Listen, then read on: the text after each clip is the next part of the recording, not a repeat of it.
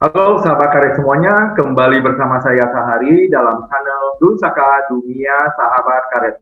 Pada malam hari ini agak spesial karena saya ditemani oleh dua orang, yaitu yang pertama adalah Bapak Sutrisno. Sebenarnya Bapak Sutrisno ini tidak asing lagi di dalam dunia Sahabat Karet karena Bapak Sutrisno sudah dua kali hadir di dalam wawancara dengan saya. Nah, dan juga saya ditemani oleh putri saya juga yang akan menjadi ya untuk menanyakan pertanyaan kepada kami berdua. Pertanyaan-pertanyaan ini adalah pertanyaan dari para sahabat karet yang ditulis di komentar YouTube saya atau di channel YouTube saya. Dan sekarang kita akan membahas mengenai ini dan pertanyaan ini akan saya jawab bersama Pak Sutrisno. Baik, Pak Sutris, mungkin sebelumnya supaya sahabat karet lebih kenal dengan Pak Sutris kenalkan diri dulu sebagai apa. Nah, nanti baru saya serahkan kepada putri saya untuk selanjutnya. Ya, silakan Pak Sutri.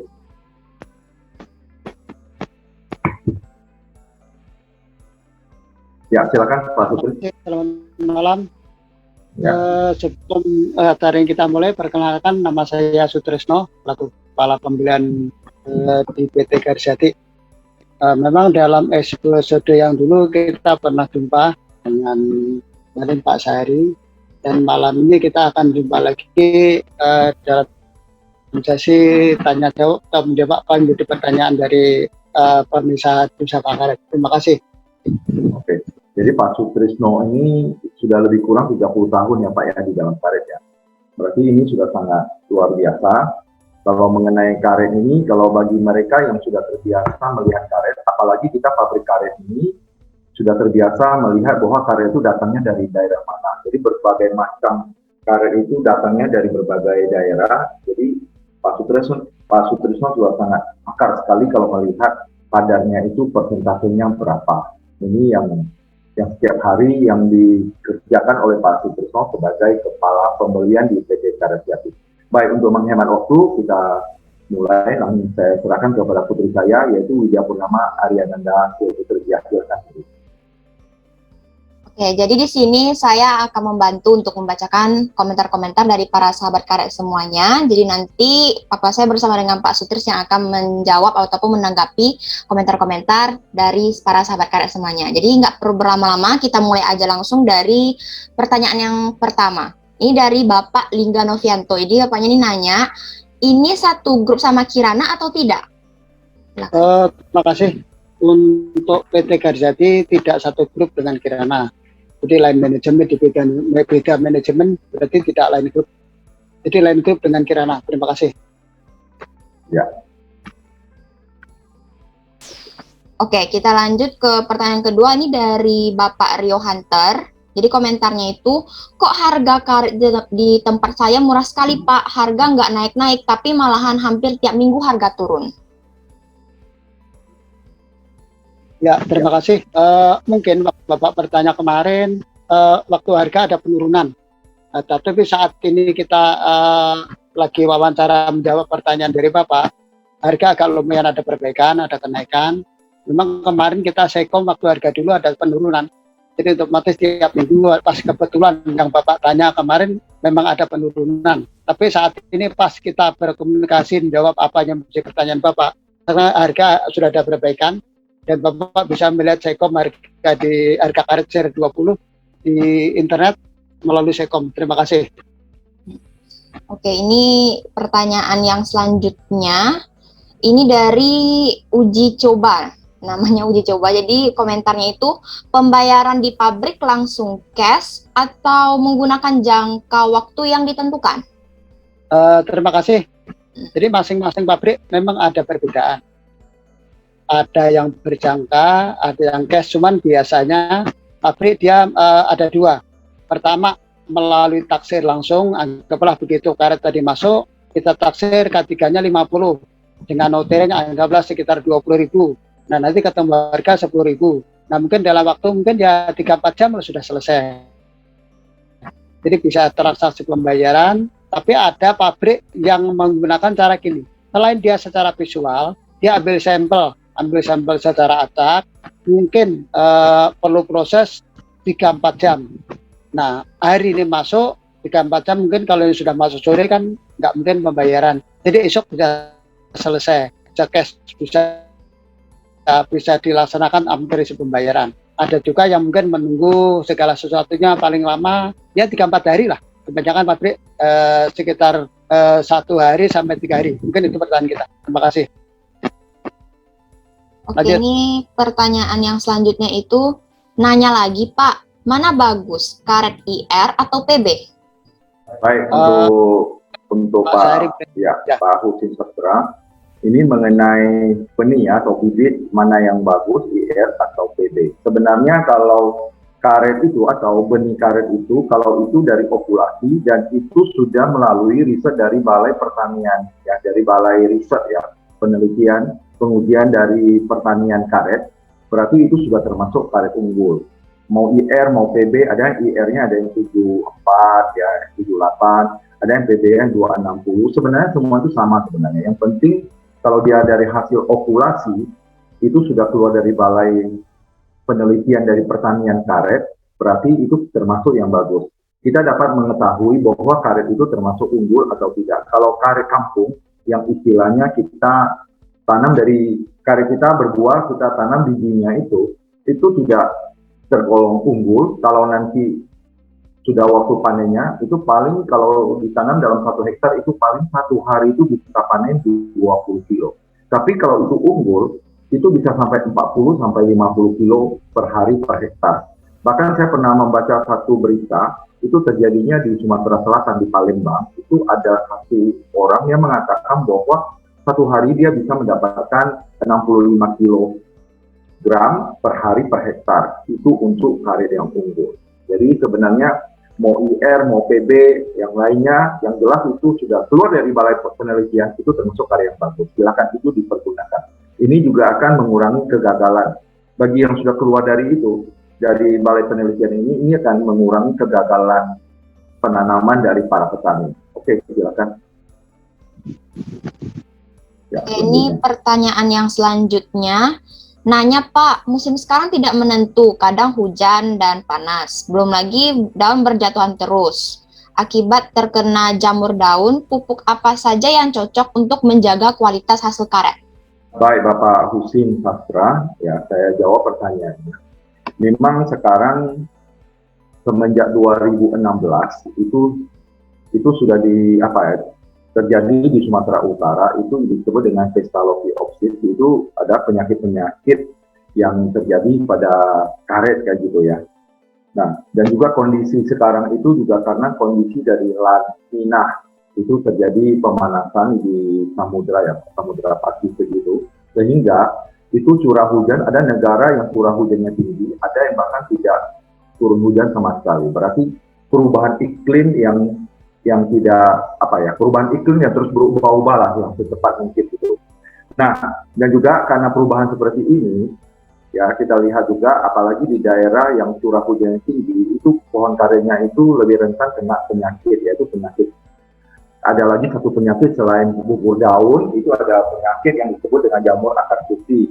Nah, terus mengenai pupuk, ya kalau pupuk yang dipergunakan biasa untuk karet itu adalah urea, terus ada lagi mengenai SP36 yang biasa sering digunakan, termasuk lagi KCl, yaitu kalium klorida. Ini yang biasa dipergunakan. Dan untuk dosisnya, saya yakin para petani itu jauh lebih tahu, karena untuk satu dosisnya itu tidak boleh kita buat sebanyak-banyaknya, berikan sebanyak-banyaknya ada dosisnya, bahkan kita hitungnya gram ya, ada yang dari 150 gram, 200 gram, 250, sampai 350 gram, itu untuk karet.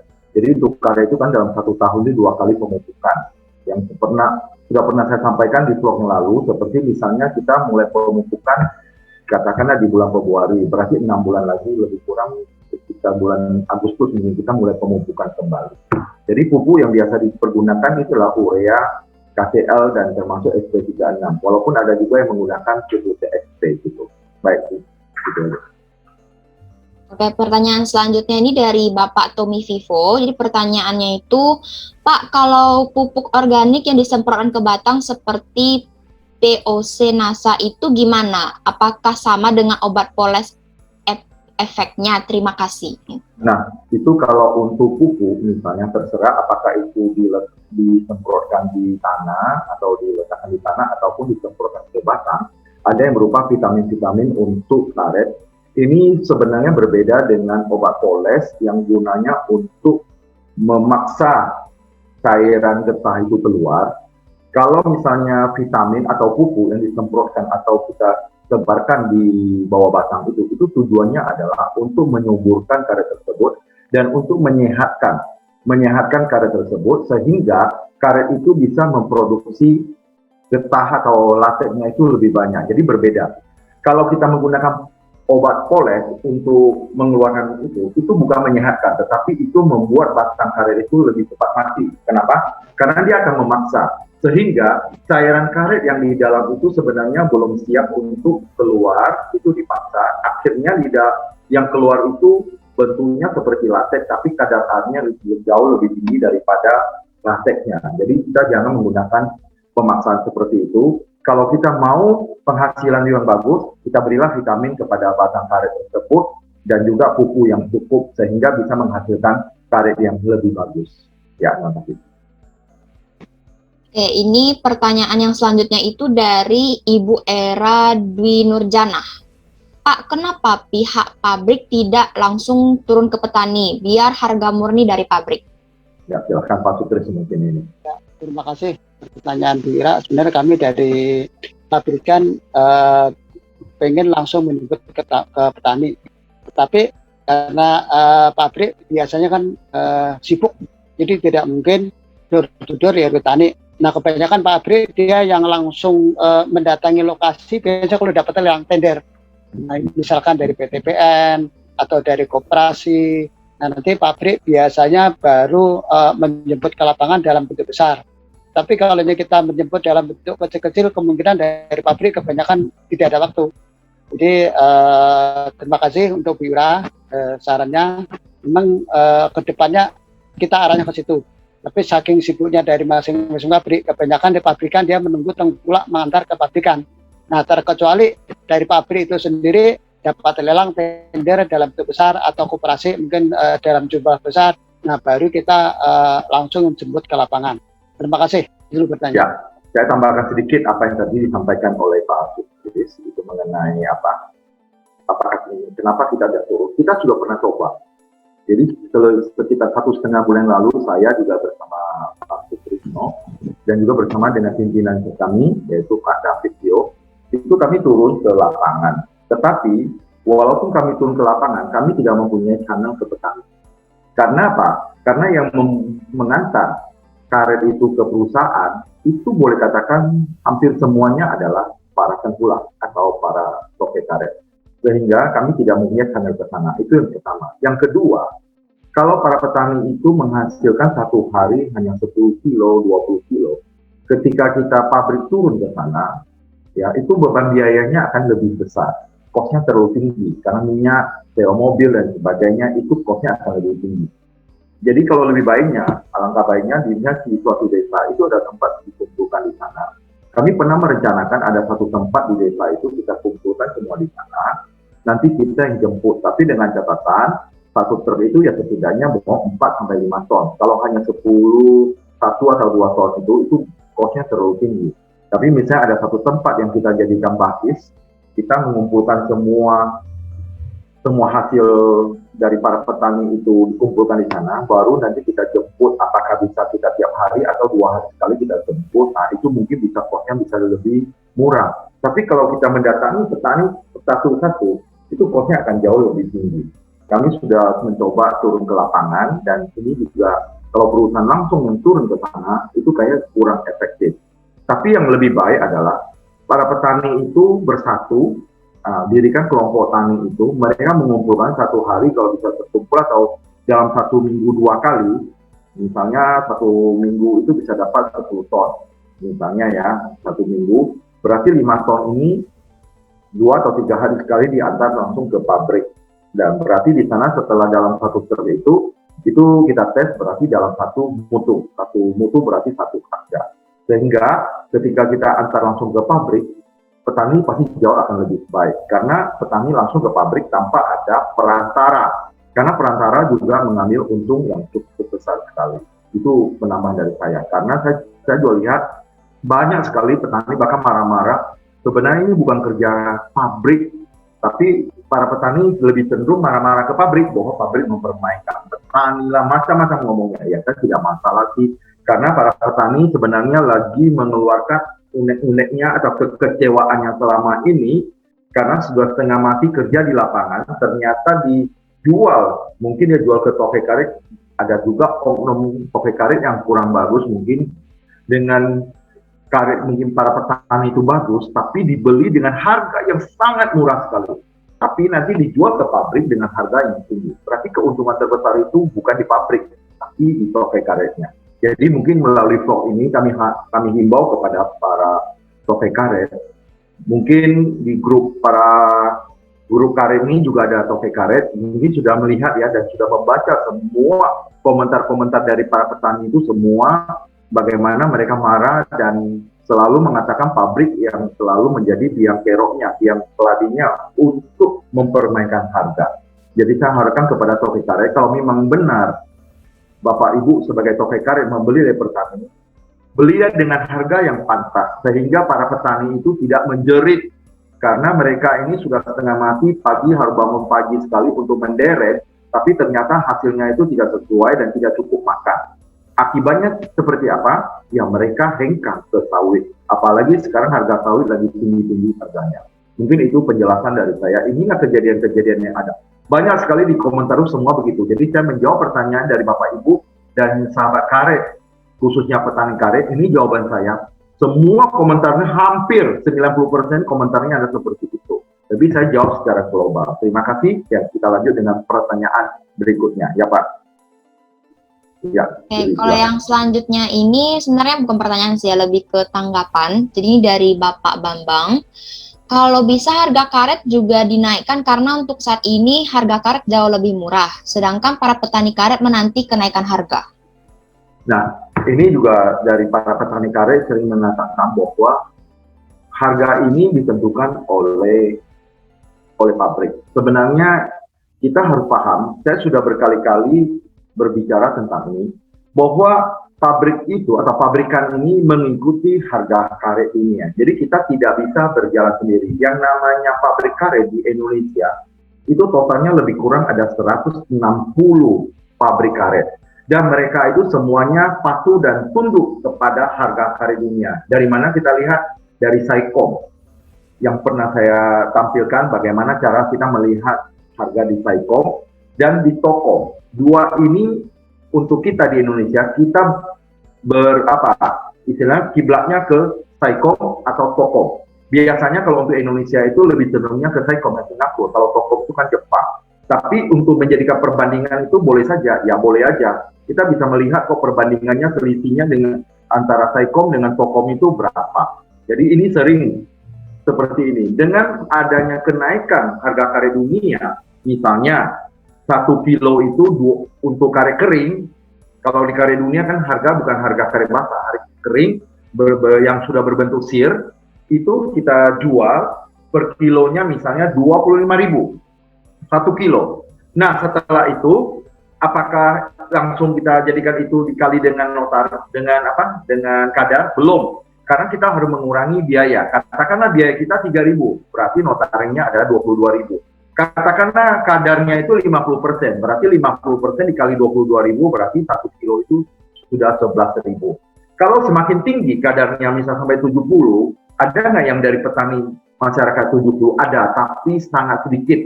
Rata-rata mungkin mereka antara 55 sampai 60, mungkin paling tinggi 65. Itu ada.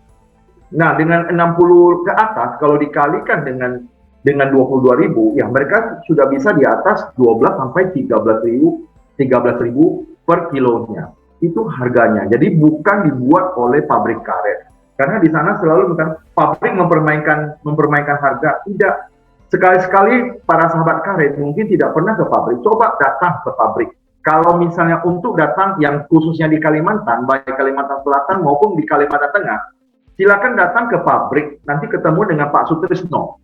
Ya, Pak Sutrisno itu berada di daerah daerah tempat kami beli namanya Anjir di PAL 2, Anjir namanya. Jadi dari pabrik ke Anjir kalau kita naik Klotok ya atau Tagut ya lebih kurang itu 15 menit ya, lebih kurang itu 5 kilo ya Pak ya. Ya sekitar 5 kilometer lah dari itu. Jadi di sana Pak Sutris tiap pagi sudah menunggu di sana. Kalau Bapak Ibu mau tahu lebih jelas silakan datang ke Pak Sutris. Jadi Pak Sutris pasti menjelaskan semua proses bagaimana penerimaan karet tersebut. Ya begitu aja, silakan. Jadi kita mulai lagi. Oke, ini yang selanjutnya ini sebenarnya lebih ke saran ya dari Lumbangal Amos Michelle Dev. Jadi komentarnya itu safety cover dan emergency stop khusus di area milling creeper lebih ditingkatkan. Banyak ditingkat setelah creeper 5 salam industri 4.0. Maaf, hanya saran membangun. Ya, ini bagus sekali. Saya ucapkan terima kasih kepada siapa ya, Pak Lumbangal Amos. Ini sebenarnya bukan nama sebenarnya ya, nama samaran aja. Dan saya beritahu bahwa di dalam vlog ini yang untuk melihat proses karet dari dekat itu tidak semuanya di PT Karet Jati. Itu kebetulan saya waktu itu dinas ke Pekanbaru, saya ada mengambil satu perusahaan karet yang bukan milik PT Karet Jati, itu saya ambil. Kalau Bapak perhatikan, itu ada dua. Yang saya sorot itu, yang tidak pakai itu bukan di PT Karet Jati, itu kebetulan saya ke sana ambil, jadi saya gabung ya. Jadi kalau Bapak lihat di video itu sebenarnya ada dua pabrik di PT Karet Jati yang dan satu lagi di Pekanbaru. Jadi memang kami tetap memperhatikan ini karena dari pihak Disnaker juga sering juga datang ke pabrik untuk mengeceknya itu, baik itu di lapangan, di laboratorium semuanya, mereka juga datang untuk melihat. Bahkan karyawan pernah dicek bagaimana pendengarannya itu, ada alat khususnya itu, dan saya selalu mengikuti itu. Itu mereka datangnya secara tiba-tiba, jadi tidak memberitahu ke pabrik, sehingga kalau diberitahu ke pabrik kan langsung mempersiapkan diri kan, dia datangnya tiba-tiba, dan karyawan itu secara sampling, ya di sampling nanti dipanggil mereka untuk dites pendengarannya, apakah pendengarannya dengan frekuensi yang sangat lemah itu masih bisa dengar sesuai dengan normal kita. Ternyata rata-rata semua pendengarannya itu masih bagus. Itu tetap diawasi oleh pihak Disnaker. Oke, itu aja. Terima kasih banyak atas sarannya. Saran yang baik akan kami pertimbangkan dan akan kalau itu sangat baik bisa kita laksanakan akan kami terapkan. Terima kasih banyak. Ya. Oke, yang selanjutnya dari Bapak Wahyu Ananda. Jadi dia bilang, setelah saya menonton video-video dari Bapak, saya mulai sadar kenapa saya tidak jual karet langsung ke pabrik. Ya, ini luar biasa dari Pak Wahyu Ananda. Tujuan saya membangun vlog atau channel Dunia Sahabat Karet itu adalah mengedukasi. Saya sudah pernah sampaikan bahwa awalnya channel ini saya buat hanya untuk memperkenalkan pabrik kepada sahabat karet dan kepada para petani. Tetapi setelah saya mulai publish yang di bagian pabrik, ternyata pertanyaan-pertanyaannya itu justru keluar dari pabrik, seperti mengenai deres, nore, mengenai kebun dan sebagainya. Akhirnya saya berpikir lebih baik saya mulai membahas dari karet itu, dari biji, dia tumbuh, perawatan, sampai di nore atau di deres, jadi latek, dibekukan, sampai ke pabrik. Dari pabrik itu setelah diolah, baru diekspor. Dan saya memahami itu. Kalau untuk misalnya di pabrik, ada hal yang saya tidak mengerti, saya juga punya orang yang bisa menjadi teman diskusi, ya itu Pak Sutrisno. Pak Sutrisno ini adalah tempat saya juga diskusi, karena mengenai karet itu sangat luas. Kadang-kadang kita sendiri tidak bisa menguasai secara keseluruhan. Saya harus punya partner diskusinya, yaitu Pak Sutrisno.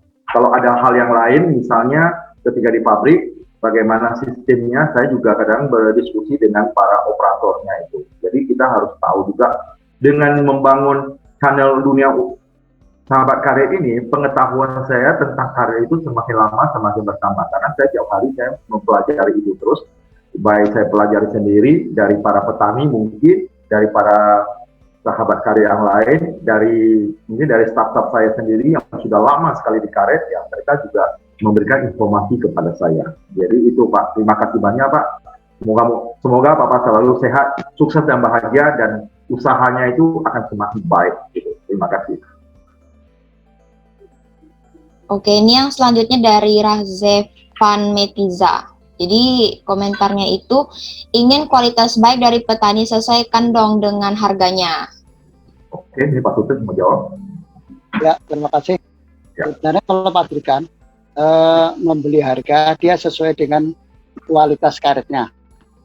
Jadi pertama K3-nya, kondisi karetnya. Kalau memang K3-nya di atas 50, ibaratnya dengan lotere yang 22, otomatis kan sudah 11.000.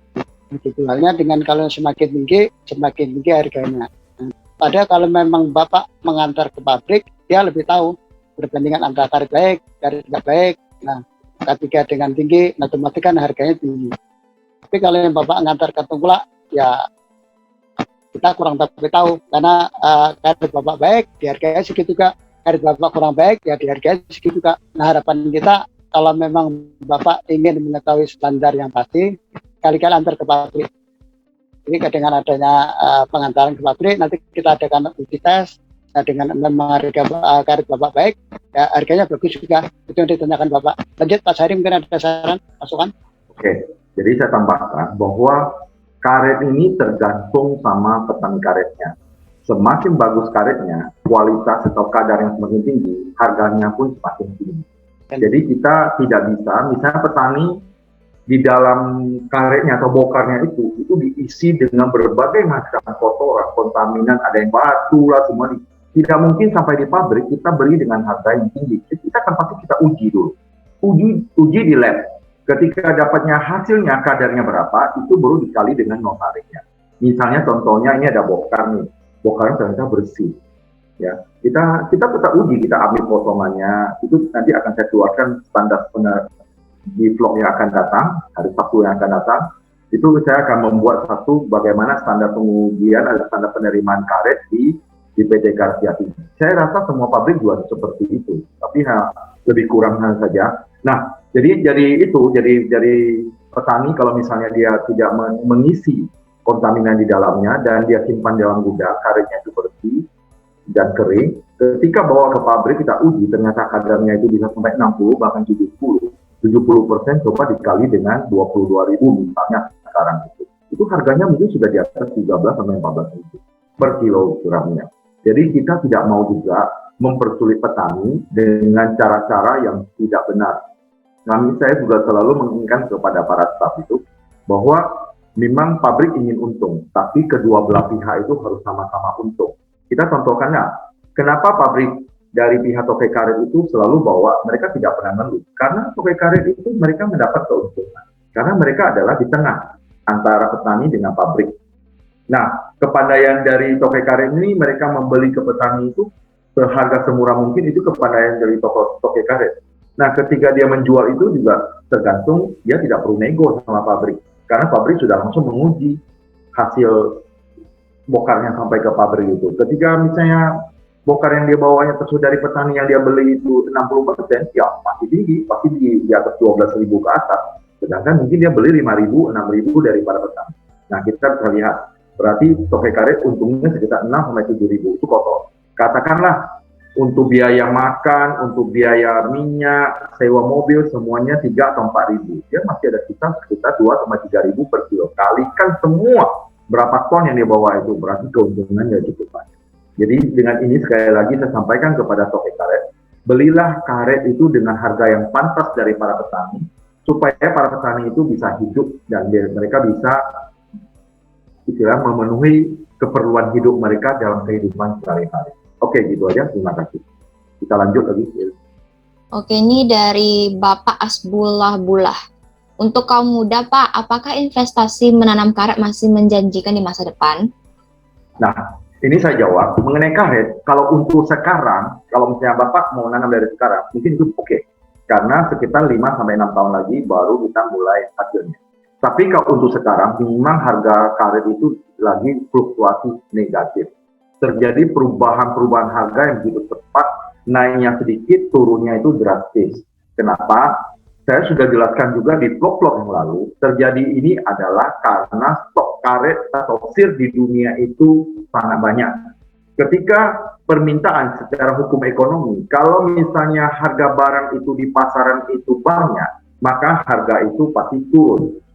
Ketika harga atau stok di dunia itu sudah mulai sedikit, harga itu akan naik. Itu adalah hukum dari ekonomi. Sekarang terjadi pemakaian terbesar untuk di dunia ini adalah Tiongkok. Ketika stok di Tiongkok itu misalnya ada 500.000 atau 1 juta ton di sana, otomatis keperluan karet di dunia itu turun dan harganya pasti turun. Nah, apalagi yang kedua, ditambah lagi dulu itu penghasil karet itu hanya 3 negara. Malaysia, Indonesia, Thailand dulu. Sekarang Thailand nomor 1, Indonesia nomor 2, Malaysia sebenarnya sudah nomor 4. Nomor 3 itu Vietnam. Dulu 3. Nah, 3 ini dari 3 negara ini sudah bisa menyuplai 70% lebih untuk karet secara global. Sekarang itu bertambah lagi, sudah saya sering sebutkan, seperti Myanmar, Vietnam, Laos, Kamboja, bahkan Afrika sendiri, termasuk India, bahkan Tiongkok sendiri, mereka sudah tanam karet. Nah, dengan itu, seperti Vietnam, kenapa mereka bisa ekspor? Mereka tidak supply. Karena harga produksi mereka murah. Kalau harga produksi itu rata-rata 2.000 atau di bawah 2.000, dia pasti untung. Tapi kalau harga produksinya itu 1 kilo itu sudah di atas 3.000, itu untungnya itu tipis sekali, itu cenderung rugi. Makanya inilah kita kenapa sulit, karena biaya produksi kita di Indonesia itu relatif sangat tinggi. Dan itu kalah betul-betul dengan Myanmar, dengan Vietnam, Laos, dan Kamboja. Mereka tidak ada masalah, mereka ekspor terus. Sehingga stok karet di dunia banyak sekali. Harga tidak mau naik, itu dia. Tapi untuk ke depan, kalau saya lihat kondisi ini, kita terus menembak, cepat atau lambat, itu akan terjadi perubahan yang lebih baik. Ya, mudah-mudahan kita berharap ke depan itu bisa jauh lebih baik. Inilah mengenai hasil bumi, ya yang tidak kita ketahui secara pasti. Kalau misalnya dibutuhkan, maka dia pasti harganya naik. Seperti sawit sekarang kan dibutuhkan karena ada biodiesel. Apalagi sekarang kita akan mengembangkan menjadi B90 itu harga. Tapi ini juga tidak bisa kita perkirakan karena saya juga dapat info mengenai sawit itu kita akan melarang pembatasan, larangan dan pembatasan untuk ekspor keluar. Karena dari negara kita, dari pemerintah ingin bahwa CPO itu diproses menjadi barang jadi baru dikirim keluar. Berarti juga nanti harganya itu juga tidak bisa naik secara drastis, pasti akan terjadi penyesuaian harga tersebut. Mungkin itu aja. Ya, terima kasih. Oke, ini yang selanjutnya itu komentarnya, lah kok bisa nggak hancur? Bahasanya, jadi ini saya komentar. Sebenarnya saya buat channel ini adalah untuk edukasi, tapi juga ada orang komentarnya itu kayaknya kelewatan bagi saya, karena di sini ada tulis, lah kok bisa nggak hancur ya? Jadi nama hewan yang sebenarnya kita nggak suka dengar, yaitu istilahnya anjing, kan gitu. Sebenarnya saya tidak masalah sih. Pak Ahok pernah bilang, banyak mungkin yang tak suka sama Pak Ahok, kata Pak Ahok itu anjing, gitu. Kata Pak Ahok, nggak apa-apa saya jadi anjing, tapi saya jadi anjing penjaga uang rakyat. Ya tidak masalah. Kalau yang bilang kami ini anjing, ya tidak masalah, kayak gitu. Karena saya juga menjadi anjing yang untuk mengedukasi manusia. Mungkin itu lebih baik, kan gitu kan. Saya segala sesuatu itu, apapun komentarnya yang sangat, ya kira-kira yang negatif, ini mungkin komentar yang paling apa ya, dari semua komentar memang saya lihat banyak komentar yang apa, tapi ini yang paling drastis, yang paling sangat tidak sopan, tapi itu tidak masalah bagi saya. Jadi walaupun ini di sini kayaknya ibu komentarnya negatif, tapi saya tetap mendoakan ibu selalu sehat, sukses dan bahagia. Saya tidak mau melawan semua kata-kata itu dari negatif ke negatif. Karena saya membuat vlog ini adalah untuk membangun para petani, untuk mengedukasi para petani, baik mungkin petani yang langsung terjun di bagian deretnya, ataupun kepada mereka yang sahabat karet yang bukan petani, tapi sangat mencintai karet. Jadi saya tetap mendoakan semuanya, baik mereka memuji mengenai vlog saya itu, bahkan komentarnya negatif, bahkan mengatakan dengan kata-kata yang tak pantas. Saya tetap mendoakan mereka itu selalu sehat, sukses, dan bahagia. Karena saya tahu bahwa segala perbuatan di dalam dunia ini Kita kalau berbuat baik, pasti hasilnya pasti baik. Ketika kita selalu punya pikiran negatif kepada orang lain, nanti energi negatif yang kita pikirkan itu untuk mencelakai orang lain, untuk membuat orang lain susah, itu nanti akan balik lagi ke kita, dan kitalah yang itu yang disebut dengan sabor tuai. Saya mengerti tentang hal itu, dan saya memang mendalami tentang spiritual. Jadi saya tidak punya waktu untuk berargumen negatif dengan Bapak Ibu yang berbuat seperti ini. Tapi yang paling penting adalah saya selalu mendoakan kebahagiaan, kesuksesan, dan kebahagiaan bagi Bapak Ibu semuanya. Mungkin itu aja, Lili. Ya, kita lanjut. Ini komentar yang selanjutnya itu dari Inayah Rafa. Jadi komentarnya itu yang pada intinya selama Thailand mengekspor karet, selama itulah harga karet Indonesia nggak bakalan naik. Nah, kenapa kita tidak bersaing? Nah, pertanyaan, kita kenapa mengaku kalah sama Thailand? Sedangkan kalau kita mau jujur, Thailand itu luas untuk lahan karetnya itu sekitar 2 juta hektar. Bisa jadi bertambah, bisa jadi berkurang. Di Indonesia, luas lahannya 3,5 juta. Mungkin sekarang terdata 3,5 juta, tapi mungkin tidak 3,5 juta lagi. Karena sudah banyak yang terjadi pengalihan lahan dari karet menjadi sawit. Itu sudah terjadi. Thailand memang sangat terkenal karena dia termasuk negara pertanian perkebunan yang sangat hebat ya gitu ya. Tapi di bidang sawit Thailand masih dulu di nomor 3, Indonesia 1, di Malaysia yang nomor 2. Tapi kalau di bagian karet itu Thailand nomor 1, walaupun lahannya itu lebih kecil dari kita. Kita tidak usah lihat ke luar kenapa Thailand seperti itu. Kita yang paling penting adalah bagaimana kita memperbaiki di dalam negeri kita. Kita memperbaiki para petani itu menderek. Kalau Thailand itu, dia ada satu komando dari Menteri Pertaniannya atau dari kerajaannya mengatakan bahwa semua petani itu harus menggunakan asam semut. Mereka harus patuh semuanya. Karena kalau tidak menggunakan asam semut, getahnya itu tidak laku. Itu satu komando. Indonesia tak bisa seperti itu. Kenapa? Salah satu halnya adalah letak antara pulau yang satu dengan yang lainnya itu terlalu jauh untuk satu komando. Apalagi di daerah Indonesia ini luas sekali, bahkan yang sangat sulit ditempuh dengan berjalan kaki saja itu mungkin sudah sulit, apalagi ditempuh dengan kendaraan. Itu sebenarnya permasalahan kita di Indonesia. Tapi sebenarnya itu bisa kalau ada kesadaran dari sahabat karet dan dari para petani itu mau memperbaiki, pasti suatu saat bisa jauh lebih baik. Kalau kita tidak pernah bergerak untuk memperbaiki, hanya melihat Thailand kok bisa begitu selagi dia. Sekarang kita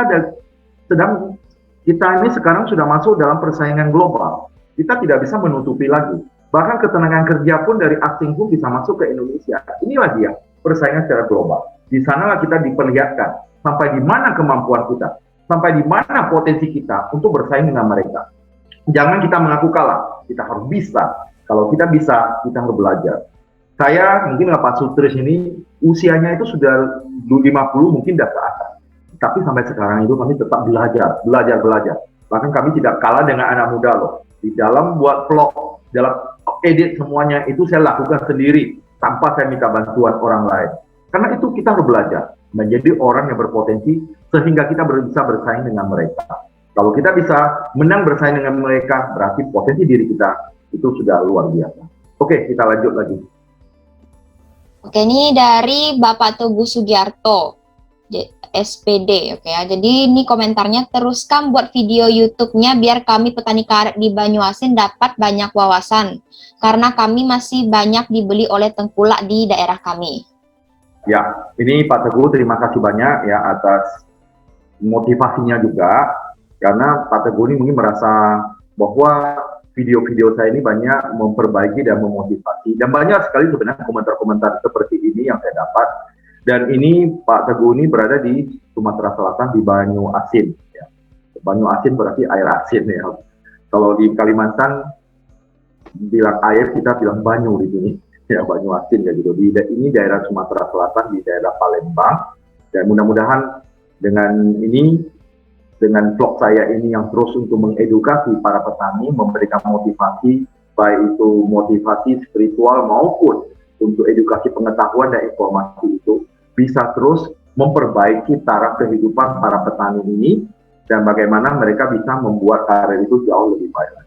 Ada juga yang komentar, kalau mau karet yang bagus ya harganya dong, ya itu sudah jelas. Karet menentukan harganya, kualitas mutu dari karet menentukan harganya. Dan Pak Teguh sudah menyadari akan itu dan saya ucapkan terima kasih karena dengan vlog ini Pak Teguh melihat bahwa banyak unsur positif dari vlog yang telah saya buat. Terima kasih banyak Pak Teguh, sukses untuk Pak Teguh dan bersama keluarga, sehat, sukses dan bahagia. Amin. Terima kasih. Oke, kita lanjut. Oke, ini dari Bapak Alif.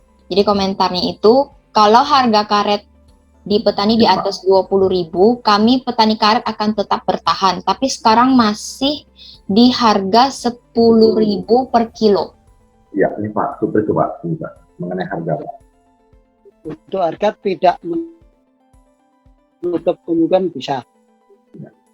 Karena situasi kondisi kan tetap berubah, akan berubah. Apalagi mutu karet Bapak terus dibagi dengan KTG yang lebih tinggi, dengan tairing siapa tahu nanti tekom harga bagus, tidak menutup kemungkinan bisa sampai 20.000. Karena saat ini kita sudah 10.000, ada yang sampai 12.000, 13.000, dengan dukungan dari Bapak, dengan membuat tukar yang bagus, dan siapa tahu nanti ada perubahan harga, sekom di atas 35 atau 38 bisa tercukupi.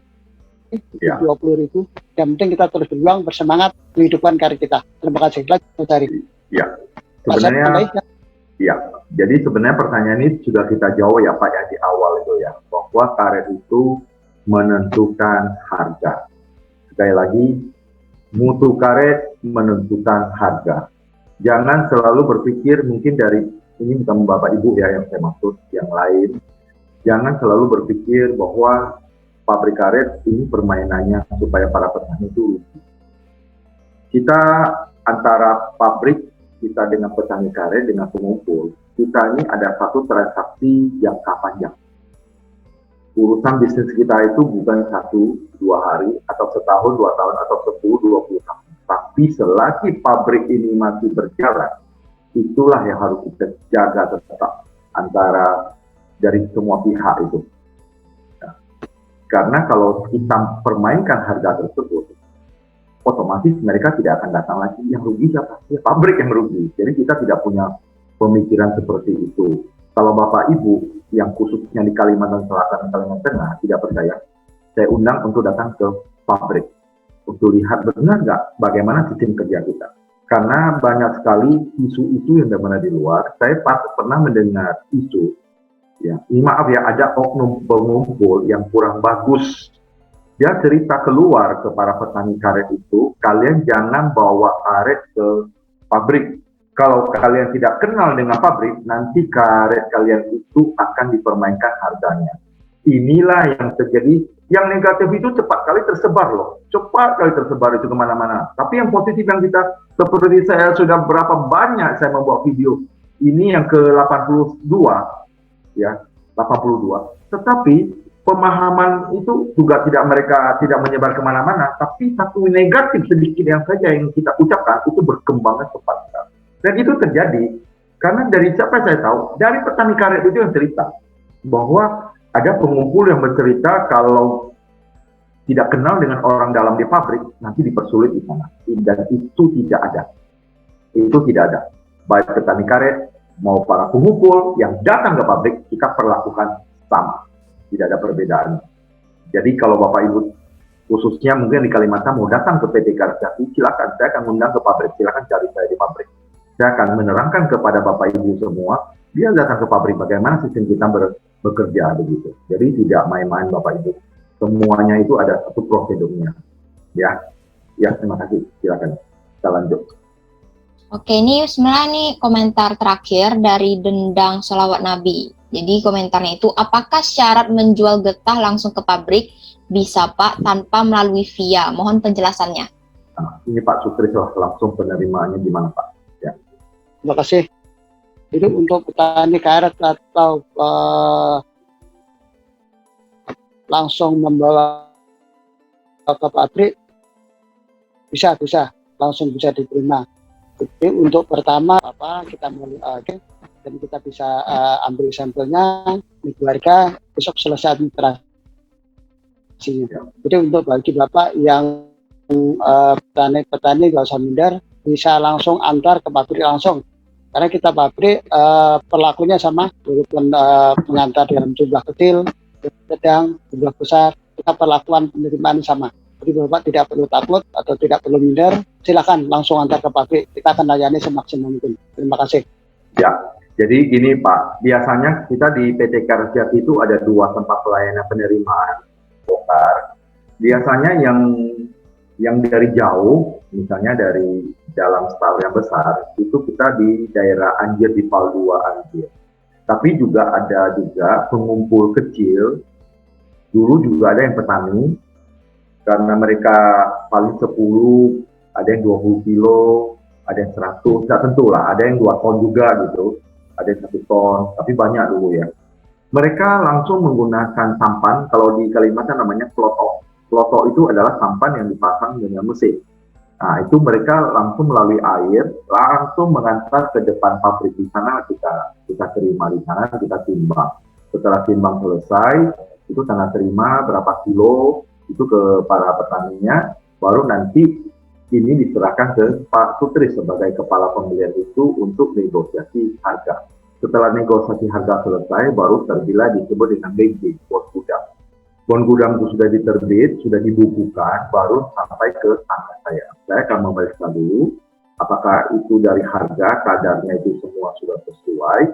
Kalau sudah sesuai, baru saya paraf. Sudah saya paraf itu, baru dikirim ke bagian pembayaran. Ya, ke pembayaran. Kalau pembayaran melihat bahwa semua unsur-unsur yang dari pabrik itu, baik Pak Sutris sudah tanda tangan, saya sudah memeriksa, baru itu dibukukan lagi di bagian pembayaran untuk antri pembayaran. Dan pembayaran kita itu tidak cash, tetapi melalui bank. Jadi bagi mereka yang ingin bisnis dengan Karet Jati maupun yang lainnya, walaupun kecil, kita tetap melalui bank. Mungkin itu lebih aman. Kalau Bapak misalnya datang ke PT Karet Jati, kita bayar kontak, itu bawa pulang uangnya, takutnya nanti keamanan itu tidak terjamin. Makanya kita semuanya menggunakan bank.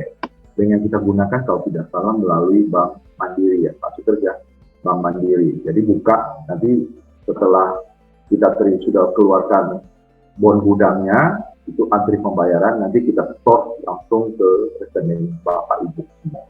Jadi semua itu bisa lebih baik, lebih lancar gitu. Mungkin itu aja. Jadi pada malam hari ini kami bertiga ini sudah membahas begitu banyak pertanyaan, dan saya juga berharap kepada para petani karet itu, mari kita bersama-sama menggunakan channel ini untuk membahas karet itu, bagaimana kita mencari jalan keluarnya. Karena kita di sini kita minta kepada para petani itu kita saling memberikan informasi dan saling belajar. Karena masalah karet itu adalah masalah yang sangat luas, bukan hanya bisa kita kuasai dalam 1 hari, tapi itu membutuhkan jam terbang. Dan saya yakin juga Pak Sutris itu awalnya ke karet itu bahkan sama sekali tidak mengerti, bahkan melihat karet pun jarang Pak. Tapi karena kerja, tuntutan kerja, mau tidak mau harus belajar. Saya juga demikian, belajar. Setelah belajar, dengan kondisi sekarang itu Pak Sutris melihat karet bokar itu, saya sudah tahu bahwa bokar ini kadarnya misalnya 60% atau 55% atau 54%. Itu hanya sekali lihat aja. Kenapa? Semua itu berdasarkan kepada pengalaman. Itu gunanya saya membangun channel ini, bagaimana kita bisa saling memberikan informasi.